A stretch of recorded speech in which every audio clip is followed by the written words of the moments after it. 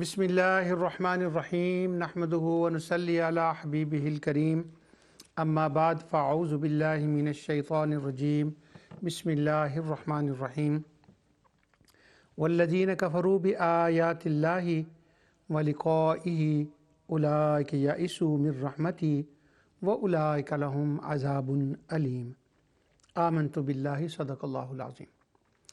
नाज़रीन, प्रोग्राम इज़ाला शुबहात में मैं आपकी खिदमत में हाज़िर हूँ और इस वक्त गुफ्तगू हो रही है अक़ीदा आखरत के बारे में। और ज़ौक़ कुरान का पहलू उसके अंदर ये है कि कुरान करीम को पढ़ते वक्त किन चीज़ों का ख्याल रखा जाए तो कुरान पढ़ने का ज़ौक़ पैदा होता है। उनमें से ये चीज़ पहली चीज़ है कि अंबिया अलैहिमुस्सलातु वस्सलाम ने जो अल्लाह ताला की शानें बयान की उनको उन पर गौर किया जाए और अल्लाह सुब्हानहू व तआला के साथ इन चीज़ों की वजह से उसकी कदर, उसकी अज़मत और उसकी शान का बंदे को इल्म होता है और फिर उसके अंदर उसके समरात होते हैं। मैं पिछले प्रोग्राम में भी मैंने इसी बार बात की है। सारा कुरान इसी के ऊपर ही है। ये तो एक कई उम्रें हों तो ये बल्कि उम्रें कई नहीं, ये तो ना ख़त्म होने वाला है, एंडलेस ये तो शान है अल्लाह ताला की और वो जो अंबिया अलैहिस्सलाम ने बयान फरमाई है। आज मैंने उसी हवाले से एक खुतबा है सैयदना इब्राहीम अलैहिस्सलातु वस्सलाम का। सैयदना इब्राहीम अलैहिस्सलातु वस्सलाम के जितने खुतबात कुरान के अंदर हैं गालिबन सबसे ज़्यादा खुतबात जो हैं वो सैयदना इब्राहीम अलैहिस्सलाम के हैं। और वो जो क़ससुल अंबिया के अंदर चैप्टर है, हर चैप्टर का एक अपनी शान, अपना मकाम होता है। मगर उनमें जो सैयदना इब्राहीम अलैहिस्सलाम के मकामात हैं क़ससुल अंबिया के अंदर, उनका एक निराला अंदाज़ है। उनमें से एक मकाम है कुरान करीम का जो आपके सामने मैं तलावत करने लगा हूँ, उसका तर्जमा और उसके साथ ये चीज़ें उसके अंदर बयान हुई हैं उस वाक़या के अंदर कि अल्लाह सुब्हानहू व तआला तने तन्हा कायनात को बनाने चलाने वाला और वो तने तन्हा इस क़यामत को फ़ना फरमाने वाला, दोबारा इसका इआदा फरमाने वाला और वही है जो क़यामत के दिन इसके फ़ैसले फरमाएगा और उसके ऊपर किसी का इन्फ्लुएंस नहीं होगा। वो इन्फ्लुएंस वाला जो चैप्टर है वो मैं इंशाअल्लाह आगे चलकर बयान करूँगा चंद प्रोग्रामों के बाद। तो इब्राहीम अलैहिस्सलाम का वो जो वाक़या अल्लाह ताला ने बयान फरमाया है वो आपके सामने मैं सूरह अनकबूत से बयान करता हूँ। अल्लाह ताला फरमाता है, पहले तो अल्लाह ताला ने हज़रत नूह अलैहिस्सलाम का उससे पहले ज़िक्र फरमाया और उसके बाद हज़रत इब्राहीम अलैहिस्सलाम का ज़िक्र है। अल्लाह ताला फरमाता है कि व इब्राहीम इज़ क़ाल लिक़ौमिही उबुदुल्लाह वत्तक़ूह ज़ालिकुम खैरुल लकुम इन कुंतुम तालमून। इब्राहीम अलैहिस्सलाम ने इराक़ के अंदर अपनी कौम से ख़िताब फरमाया। यहाँ एक आउट ऑफ मौजू भी नहीं है, मौजू के साथ भी है, लेकिन थोड़ा सा हट के बात है कि ये कुरान करीम एक वाहिद किताब है जिसके अंदर इब्राहीम अलैहिस्सलाम की ज़िंदगी के तमाम जहाँ जहाँ वो रहे हैं वहाँ के वाक़यात का ज़िक्र है। चूँकि मैंने कहा ना ये वाक़या आपने इराक़ के अंदर ख़िताब फरमाया और ये इराक़ का वाक़या है जहाँ आप रहते थे। क्यों ये बात इसलिए मैं अर्ज़ कर रहा हूँ कि मेरे बेटे बेटियाँ जो ज़ौक़ कुरान रखने वाले हैं और जो नाज़रा कुरान पढ़ते हैं उनके लिए یہ شاید بات انشاءاللہ، شاید نہیں، میں اللہ تعالیٰ کی رحمت پہ بھروسہ کر کے یہ کہتا ہوں کہ میری تو زندگی گزری ہے انٹرفیتھ کی میٹنگوں میں، اب تو نہیں، یعنی اب تو کئی سال ہو گئے چھوڑے ہوئے مجھے۔ ابراہیم علیہ السلام کی ذات مبارکہ وہ ہے جس کو عیسائی بھی مانتے ہیں، جس کو یہودی بھی ابا کہہ کر مانتے ہیں۔ وہ نبی تو نہیں، ابا کہتے ہیں سیدہ سارہ کو، حضرت ابراہیم کو ابا، کہ یہ ہمارے فادرز ہیں، جس کو ہم جد الانبیاء کہتے ہیں نا، کہ وہ بڑے فادر، اس معنی میں وہ مانتے ہیں، لیکن احترام کرتے ہیں ان کا۔ مسلمانوں والا احترام تو نہیں، یہ تو صرف آقا نے احترام سکھایا ہے، یہ کسی قوم میں نہیں ہے۔ انبیاء کا احترام اور تحفظ ناموس رسالت یہ اس امت کا اور عاشقان مصطفیٰ کا حصہ ہے۔ اب وہ ابراہیم علیہ السلام کی جو زندگی مبارکہ ہے وہ یوں ہے کہ عراق، مصر، شام، مکہ، فلسطین، یہ پورے وہ علاقے ہیں جہاں ابراہیم علیہ السلام گئے ہیں۔ سب سے زیادہ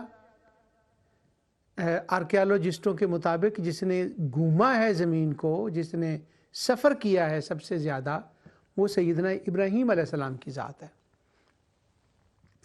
ابراہیم علیہ السلام جب عراق میں تھے تو ان کی عراقی زندگی جو ہے، وہ جو اہل کتاب ہیں ہمارے دوست، ان کی جو کتابیں ہیں، مثلا بائبل ہے، تلمود ہے، history of the encyclopedia of Judaism ہے، ورلڈ بک ہے، جتنی کتابیں ہیں جن کے اندر ابراہیم علیہ السلام کا ذکر کیا گیا، عجیب بات ہے کہ ان کتابوں میں کسی کتاب کے اندر سیدنا ابراہیم علیہ السلام کی عراق والی زندگی کا ذکر نہیں ہے۔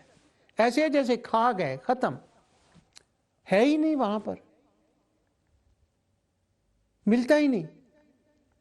اور جو آرکیالوجسٹ ہیں اور جو ہسٹورین ہیں، ویسٹرن ہسٹورین، وہ اس بات کو اپریشیٹ کرتے ہیں۔ وہ اپریشیٹ اس لیے کرتے ہیں کہ ان کو پتہ ہے اس بات کا، اس بات کی ویلیو کا پتہ ہے کہ یہ کتنی بڑی بات ہے کہ ابراہیم علیہ السلام عراق میں پیدا ہوتے ہیں، وہاں ایک وقت گزارتے ہیں، اور وہاں ان کا کوئی رول بیان ہی نہیں ہوا، نہ بائبل میں، نہ تلمود میں، کہیں ان کا رول ہی بیان نہیں ہوا۔ اگر رول بیان کیا ہے تو وہ قرآن نے کیا ہے۔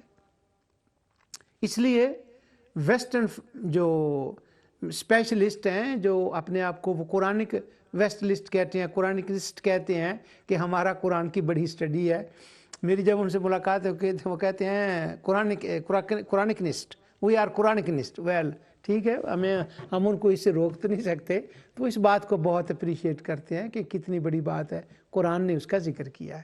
اب یہ بات کہنے کو تو بڑی معمولی سی ہے، لیکن قرآن نے جو رحمت کی بارشیں برسائی ہیں اور جو حقائق بیان کیے ہیں اور جو تاریخ کو کھول کر بیان کیا ہے، اس بات کو وہ بندہ سمجھ سکتا ہے جس کی ورلڈ کے اوپر، ہسٹری کے اوپر نظر ہوتی ہے۔ اور یہ وہی بندوں کی ہسٹری کے اوپر نظر ہوتی ہے جن کے بلز پورے ہوتے ہیں۔ یہ ایک میرا بڑا الگ موضوع ہے، آج کل تو میں ساری گفتگو اسی کے اوپر کرتا ہوں۔ اللہ سبحانہ و تعالی ہم پر بھی کرم فرمائے، اور جن کے بلز بھی پورے ہوتے ہیں وہ بھی انہی کاموں میں لگے ہوئے ہیں کہ قبر پر جا کر بکرا ذبح کرنا جائز ہے کہ ناجائز ہے، حرام ہے، اس کو ساڑ دینا چاہیے، کس کا نام کیا ہے، انہی مسئلوں میں لگے ہوئے ہیں۔ جن کے بلز پورے ہوتے ہیں وہ کون سے تیر مار رہے ہیں۔ پچھلی کلاس میں میں تفسیر کلاس کرتا ہوں تو اس کے اندر یہ بات بھی ہم نے ڈسکشن کی۔ تو ابراہیم علیہ السلام عراق میں ہیں اور وہاں اپنی قوم سے وہ خطاب فرما رہے ہیں۔ فرماتے ہیں کہ اپنی قوم سے فرمایا کہ لوگو اعبدوا اللہ، پہلی بات یہ ہے کہ اللہ سبحانہ و تعالی کو ایک مانو۔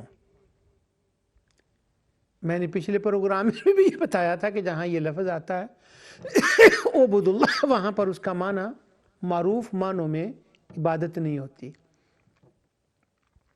یہ ایک خاص لفظ ہے۔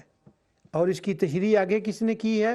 وَاتَّقُوهُ، جو کچھ اس نے فرمایا ہے اس کے مطابق اس کی شان عظمت کو سمجھو اور اپنے آپ کو تباہی سے بچا لو، ورنہ جو اس نے نظام بنایا ہے نا کہ اگر کسی نے زہر کھانا ہے تو اس کی موت واقعہ ہوگی، پھر وہ واقعہ ہو جائے گی۔ تو وَاتَّقُوهُ، یہ جو ہو ہے نا، اگر اس کا ڈرنے والا معنی بھی کر لیں، صرف اسی سے ڈرو۔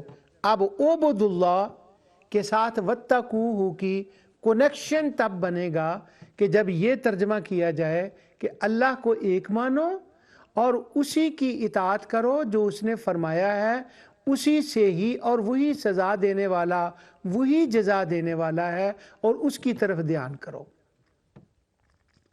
اور آپ فرماتے ہیں کہ محتاط ہو، اور ذالکم خیر لکم، میں یہ تمہارے بھلے کے لیے بات کر رہا ہوں۔ یہ جو میں تمہیں کہہ رہا ہوں ذالکم خیر لکم، اس میں میرا کوئی ذاتی جو ہے نا جس کو کہتے ہیں فائدہ، وہ نہیں ہے، اس میں تمہارے لیے ہے بہتر۔ اور آگے تو حد ہو گئی، ہر بات کی حد ہوتی ہے قرآن کے جو انبیاء، اور پھر ابراہیم علیہ السلام فرماتے ہیں اللہ ایک، اور اسی کے احکام کو مانو اور اس کی خلاف ورزی نہ کرو تاکہ تمہیں کوئی نقصان نہ ہو، اور میں تمہاری بہتری کے لیے کہہ رہا ہوں۔ اور آگے فرماتے ہیں ان کنتم تعلمون، یہ بات تمہیں سمجھ تب آئے گی اگر تم علم کی بارگاہ سے اس بارے میں سوال کرو۔ اور علم کی بارگاہ کہاں ہے؟ میں اس کی ذرا ویری کلیئر کر دوں اس بات کو۔ ایک علم کی بارگاہ ہوتی ہے جامعات میں، یہاں وہ نہیں کہا جا رہا، یہاں یہ فرمایا جا رہا ہے کہ علم کی بارگاہ وہ ہے جہاں سے تمہیں کچھ معلومات ملیں، اور وہ معلومات کیا ہیں؟ تم ذرا اپنے آپ کو دیکھ لو، اس کے ہونے کے دلائل، اس کے ایک ہونے کے دلائل سماوی ہیں، ارضی ہیں، انفسی ہیں۔ اگر تم غور و فکر کرو تم اس نتیجے پر پہنچ جاؤ گے۔ بس میں چھوڑتا ہوں اس کو، ورنہ اسی کے اوپر نہ وہ زیادہ دوسری باتیں مجھے یاد آ رہی ہیں۔ اگلی آیت میں ہے انما تعبدون من دون اللہ، تم نے اللہ کے سوا کچھ اور اللہ بنا لیے۔ پھر میں تعبدون کا مطلب یہ کر رہا ہوں، یہ دیکھیں نا، انما تعبدون من دون اللہ۔ اب اللہ کے، جب اللہ کے ساتھ دون کا لفظ آئے گا تو اس کا مطلب اللہ ہی بنے گا نا۔ اب میں یہ بات کروں کہ یہ گلاس ہے تو کوئی چیز اس کے سامنے آئے گی تو اس کا وہ پیر بنے گا نا۔ اب وہ پیر بنانے کی یہاں تو بات ہو رہی ہے، اور فرمایا کہ جن کو تم نے پیر بنا لیا ہے اللہ کے مقابلے میں، اور اللہ بنا لیا ہے، وہ خدا بنا لیا ہے۔ یہ بات میں صرف اپنی طرف سے نہیں کہہ رہا، آگے آیت کے اندر الفاظ وہی آ رہے ہیں، اور وہ قرآن تو خود اپنی تشریح آپ کر دیتا ہے۔ یعنی یہ تو وہ ڈاکٹر جیفری نے بھی وہ کہا ہے نا، اس نے کتاب لکھی ہے فارن ووکیبلری ان دا قرآن۔ کیا بات ہے، فارن ووکیبلری ان دا قرآن، کہ جو دوسری زبانوں کے قرآن کے اندر الفاظ آئے ہیں تو وہ دوسری زبانوں کے، مگر قرآن نے کمال یہ کیا ہے کہ جہاں جن کو معرب ہم کہتے ہیں نا کہ دوسری زبانوں کے الفاظ آئے ہیں، تو وہ کہتا ہے ووکیبلری ان دا قرآن کے اندر کہ جو دوسری زبانوں کے الفاظ آئے ہیں نا، قرآن نے ادھار نہیں رکھا، جہاں وہ لفظ استعمال کیا ہے اس کے ساتھ، یا اگر 3-4 جگہ پر وہ لفظ آیا ہو تو ان میں سے کسی نہ کسی مقام پر اس لفظ کا وہ ترجمہ، وہ معنی بیان کر دیا ہے جو ہزاروں سال پہلے بولی جانے والی زبان کے اندر اس کا مفہوم، اس کا معنی، جو اس کا منشا مراد ہوتی تھی، قرآن نے اس کو بیان کر دیا۔ واہ واہ واہ واہ واہ، وجد آفریں بات کی ہے اس نے، وجد آفریں بات کی ہے، اور اس نے پھر اس کی مثالیں دی۔ تو اگر فارن لینگویج کے ورڈ ہوں، قرآن ان کے معنی کو بیان کر دیتا ہے، تو یہ کیسے ہو سکتا ہے کہ قرآن اپنا لفظ خود بیان کرے عربی کا اور اس کا معنی وہ وہاں بیان نہ کرے؟ لیکن یہ ذرا شہد کی مکھی وہ جب وہ چکر کاٹتی ہے نا، مختلف پھلوں کے اوپر جاتی ہے، تب جا کر شہد بنتا ہے، پھر جا کر وہ بات بنتی ہے۔ اب یہاں انما تعبدون من دون اللہ اوثانا، یعنی یہ تو کلیئر ہو گیا۔ یہاں آج کل وہ ایک بابے کا لفظ ایک بندے نے بڑا مشہور کیا ہوا ہے، اور یہاں اوثانا کہا گیا ہے۔ انما تعبدون، صالحین کی یہاں بات نہیں ہو رہی۔ انما تعبدون من دون اللہ اوثانا، تم نے اللہ کے مقابلے میں اور خدا بنا لیے ہیں جن کو تم خدا مانتے ہو۔ اچھا، اب یہ جو ہے نا کہ اس کے مقابلے میں تم نے خدا بنا لیے ہیں، آگے ہے وَتَخْلُقُونَ اِفْکًا۔ اس کا جو ترجمہ میرے سامنے ہے نا، اس کا مطلب لکھا ہے اور جھوٹی باتیں دل سے گڑھ لیتے ہو۔ چلے، ہمیں اس سے کچھ فرق نہیں ہے اس ترجمے سے، لیکن میں بات کو کچھ اور الفاظ کے ساتھ کھولتا ہوں۔ اللہ اکبر، مجھے اللہ تعالیٰ ٹائم میں برکت ڈالے۔ وہ جو آگے آیت میں نے پڑھی ہے وہاں تک پہنچنا ہے۔ انما تعبدون من دون اللہ اوثانا وتخلقون افکا، تم نے اللہ کے مقابلے میں اور خدا بنا لیے ہیں، بت، اصنام، اوثان، اصنام کہہ رہا ہوں، اوثان تم نے بنا لیے ہیں۔ اب کمال ہو گئی ہے وتخلقون افکا کا لفظ، کیا جملہ فرمایا ہے ابراہیم علیہ السلام نے، کیا جملہ فرمایا ابراہیم علیہ السلام نے۔ اس کی ایک تو پہلی سطحی بات ہے، وہ یہ کہ یہ تم نے اپنے ہاتھوں سے بنا کر ان کو خدا بنا لیا، یہ کیسے ہو سکتا ہے؟ اس بات میں بھی وزن ہے، یہ بے معنی بات نہیں ہے۔ لیکن ابراہیم علیہ السلام اس سوسائٹی میں رہتے تھے، ان کا اپنا چچا، اگر ہم ہسٹورین کی بات کو مان لیں تو وہ وزیر مذہبی امور تھا اس زمانے میں، تمام کاہن اس کے کنٹرول میں تھے، آزر کے کنٹرول میں تھے، جو ابراہیم علیہ السلام کا چچا تھا۔ اور وہ گھر کے اندر سے، گھر کے باہر سے پوری طرح اس بات کو سمجھتے تھے۔ ایک تو ہوتا ہے نا اللہ تعالیٰ نے ان کو علم ایسا عطا فرما دیا کہ انہیں سمجھ لیا، ایک تو یہ وہ نبی کی جیت سے بات ہے، خلیل کی جیت سے بات ہے، اور دوسرا یہ ہے کہ جہاں وہ رہتے تھے آنکھیں کھول کے رہتے تھے، جاگ کے رہتے تھے، انہوں نے آنکھوں سے سب کچھ دیکھا ہوا تھا۔ اب وہ کیا کہہ رہے ہیں، کتنی بڑی بات کہہ رہے ہیں وہ فرما رہے ہیں کہ اللہ اللہ ہے اور اس کے ہونے کے دلائل ہیں، اس کے ہونے کے واقعات ہیں، باتیں ہیں، اس لیے ہم اللہ کے سامنے جھکتے ہیں، اس لیے اللہ کو اللہ مانتے ہیں۔ اب ان کو جو اوثان ہیں، ان کو اللہ بنانے کے لیے وَتَخْلُقُونَ اِفْکًا، تم نے کیا کیا ہے کہ جھوٹی باتیں بنا لی ہیں۔ کیا جھوٹی باتیں بنا لی ہیں؟ اب وہ جو تھے نا کاہن وہاں کے، وہ ان کی جھوٹی باتیں بناتے تھے۔ انہوں نے کل یہ کہا تھا، ہم نے یہ سنا ہے، ان کا وہ ترجمہ کرتے تھے، ان کے بارے میں سٹوریز بنانا، انہوں نے فلاں کو یہ دے دیا تھا، فلاں سے یہ چھین لیا تھا۔ اب ابراہیم علیہ السلام چونکہ اس حالات کے خوب واقف تھے اور وہ اندر کی بات کر رہے ہیں، کیونکہ ان کا چاچا منسٹر تھا اور ان کو پتا تھا کہ ان کی اندر کی باتیں کیا ہیں، تو ابراہیم علیہ السلام فرما رہے ہیں وَتَخْلُقُونَ اِفْکًا، جو کہانیاں تم نے ان کے بارے میں جھوٹی گڑھی ہوئی ہے نا، وہ کہانیاں اس قابل نہیں ہیں کہ ان کی خدائی کے لیے وہ دلیل یا ثبوت بن جائیں۔ اللہ وہی ہے، اور اللہ کون ہے اس کے بارے میں تو آگے فرماتے ہیں، جب اس کا وہ تعارف کراتے ہیں تو فرماتے ہیں یہ تم نے گڑھا ہوا ہے۔ اب وہ ان کو خدا بنایا ہوا ہے۔ اب خدا بنانے کے بعد جس کو خدا ماننا جائے، بندہ اس کے پاس جاتا ہے اور اسے جا کر کہتا ہے کہ میں بیمار ہوں، مجھے ٹھیک کر دے اور مجھے یہ چیز چاہیے۔ آگے اللہ تعالیٰ فرماتا ہے انما تعبدون من دون اللہ لا یملکون لکم رزقا،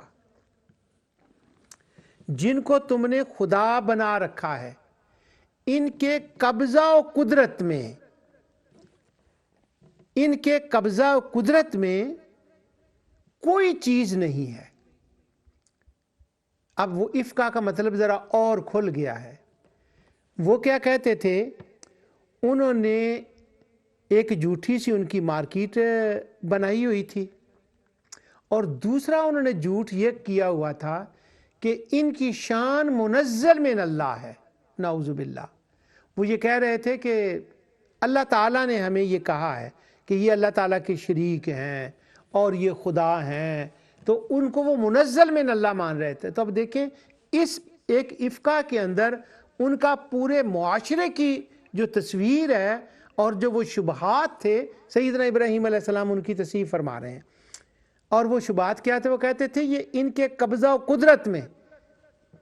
میرے بیٹے بیٹیاں، اگر اس بات کو میں اپنی بات سمجھا سکا ہوں تو یہاں پر لا یملکون کا مطلب مالک نہیں ہے، نہیں، ان کے قبضہ و قدرت میں، رزقن، نہ سورج ان کے قبضہ و قدرت میں ہے، نہ یہ چاند ہے، نہ صحت ہے، نہ تندرستی ہے، نہ پانی ہے، نہ کھانے کی چیزیں ہیں۔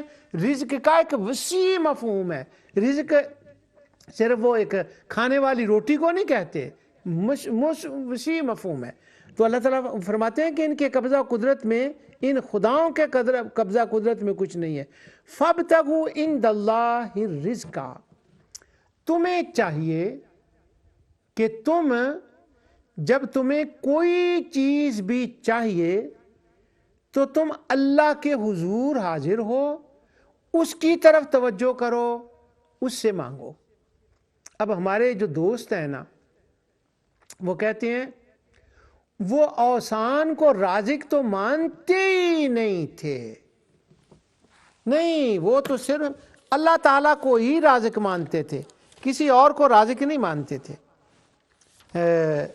دیکھیں ذرا، کہتے ہیں ہمارے دوست کہ حافظ صلاح الدین یوسف صاحب لکھتے ہیں کہ اس کائنات کا خالق، مالک، رازق، مدبر صرف مشرکین اللہ تعالیٰ کو مانتے تھے، کسی کو اور نہیں مانتے تھے۔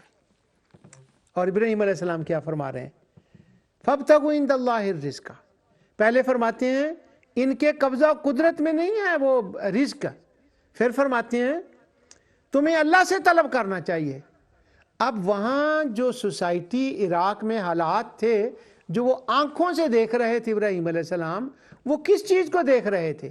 وہ یہ دیکھ رہے تھے، ایک تو ان کے رزق عطا کرنے کی کہانیاں بڑی کڑی گئی ہیں، اور یہ بتایا گیا ہے کہ اللہ نے بتایا ہے کہ یہ میرے شریک ہیں، نعوذ باللہ، اور یہ تو ریل پھیل کر دیتے ہیں جب کسی کو عطا کرنے پہ، بشرطے موڈ اچھا ہو اور کچھ دے دلا کر ان کا ذرا موڈ اچھا رکھنا چاہیے۔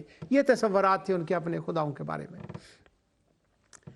تو ابراہیم علیہ السلام اگر وہ ان سے رزق طلب ہی نہیں کر رہے تھے، ان سے وہ مانگ ہی نہیں رہے تھے، اور رزق ان کے قبضہ قدرت میں وہ مان ہی نہیں، یہ نہیں کہتے تھے مشرک عراق کے کہ ان کے قبضہ قدرت میں رزق ہے، اور نہ وہ یہ نہ وہ ان کی ان سے